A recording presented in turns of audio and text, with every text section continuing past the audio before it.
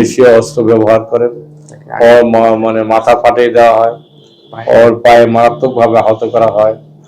তাকে আগামীকাল আজকে রাত্রেই মাথায় আঘাতের কারণে সিটি স্ক্যান করার জন্য ডাক্তারের পরামর্শ দেওয়া হয়েছে।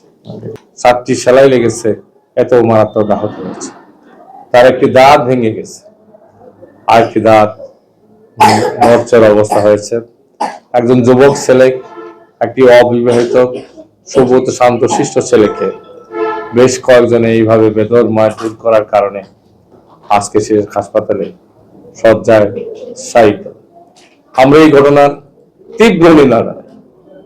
এই ধরনের ঘটনা করে যারা পার পেতে চায় ইহকাল এবং পরকাল কোনোটাতেই তারা পার পাবে না ইনশাআল্লাহ। কিন্তু দুঃখজনক হলেও সত্য, যথাযথ কর্তৃপক্ষকে ইনফরমেশন দেওয়ার পরেও এই ব্যাপারে অ্যাকশন নিতে, প্রয়োজনীয় ব্যবস্থা নিতে আমরা বেশ দেরি লক্ষ্য করেছি, ঢিলেঢালা অবস্থা দেখেছি, গড়িমসি অবস্থায় আমরা খেয়াল করেছি। এই ঘটনার প্রেক্ষিতে উৎসাহী জনতা, স্বতন্ত্র প্রার্থীর কর্মীরা আজকে ফুলবেড়ার মাঠে, ফুলবেড়া বাজারে বিক্ষোভ মিছিলের আয়োজন করে। সেই বিক্ষোভ মিছিলেও আমরা লক্ষ্য করলাম একটি প্রচারণামূলক গাড়ি বিক্ষোভ মিছিলের উপর দিয়ে ঢুকে দেওয়ার কারণে আমাদের এক মিছিলের কর্মীর পা ভেঙে দেওয়া হয়। এইসব কিসের আলামত?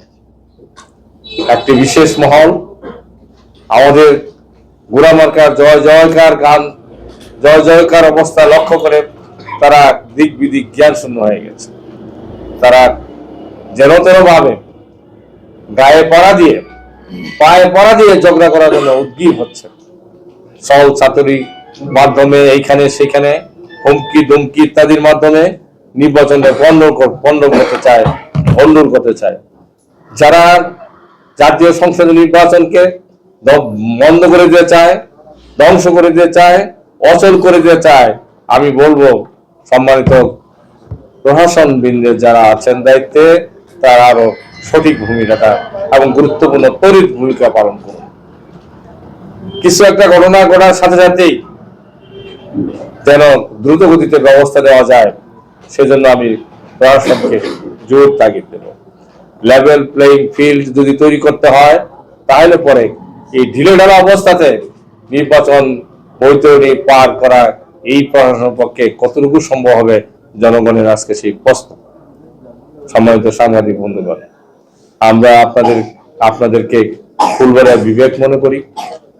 আজকে চতুর্দিক থেকে গোড়া মার্কার যে জয় জয়কার অবস্থা সৃষ্টি হয়েছে, যে গণজোয়ার সৃষ্টি হয়েছে, এর প্রতি ঈর্ষান্বিত হয়েই একদল লোক যেভাবে আমাদের বিরুদ্ধে অপপ্রচার শুরু করে, আপনাদের প্রচার মাধ্যমে ইলেকট্রনিক্স এবং প্রিন্ট মিডিয়ার মাধ্যমে আপনারা এর সত্যিকার সফল জবাব দেওয়ার জন্য উত্তম ব্যক্তি হিসাবে আমি মনে করি। আপনাদের কাছে বিনীত আরজ থাকলো, সত্যটাকে প্রকাশ করুন, মিথ্যাটাকে বাতিল হিসাবে মিথ্যা বলেই তা দূরে ঠেলে দিন। যারা অন্যায়ভাবে যা ইচ্ছা তাই প্রচার করে, যা ইচ্ছা যা মনে হলো তাই কথা, এরকম কথাবার্তা বলা শুরু করে দিয়েছে, আমরা তাদেরকে ঘৃণা জানি। 12 তারিখে নির্বাচনের পরে কি আমরা সবাই এই এলাকায় একসাথে থাকবো না? তখন কি এই ধরনের মনোভাব থাকবে? আমরা এখন হিংসা বিদ্বেষ যেভাবে ছড়াচ্ছি, একজনের উপর একজনের গায়ে হাত দিচ্ছি, যা তা কটাক্ষ করে কথাবার্তা বলছি, গালিগালাজ করছি, যদি এরকম বারবার একটার পর একটা ঘটনা ঘটতে থাকে, তাহলে পরে জনতা একদিন ফুঁসে উঠবে। আর সেই জনরোষের মধ্যে পড়ে আমরা মনে করি কেউ ভালো অবস্থানে থাকবেন না। আমরা এর আর বেশি কি বলতে পারি?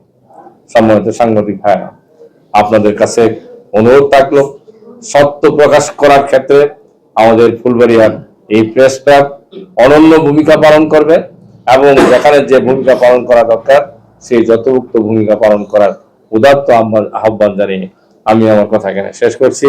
আল্লাহ হাফেজ।